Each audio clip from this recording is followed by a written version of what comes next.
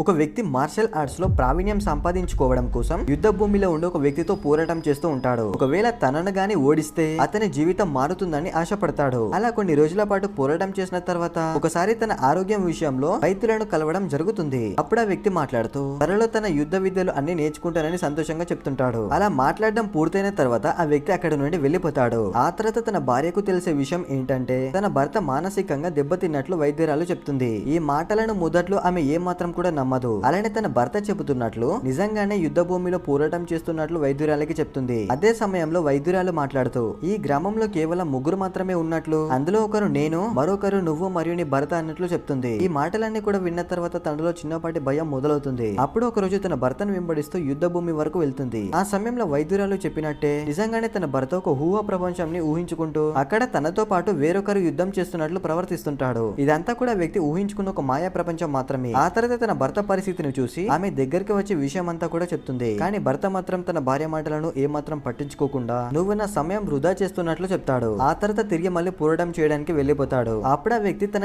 ఎదురుగా ఉన్న వ్యక్తిని ఓడించి సంతోషపడతాడు. ఆ తర్వాత తన మాట ఇచ్చిన ముసలి వ్యక్తి మీద దాడి చేయాలనుకున్నప్పుడు ఆ వ్యక్తికి అసలు నిజం తెలుస్తుంది. నిజానికి తన భార్య చెప్పినట్లు తను కేవలం లేని ప్రపంచాన్ని ఊహించుకున్నట్లు అర్థం చేసుకుంటాడు.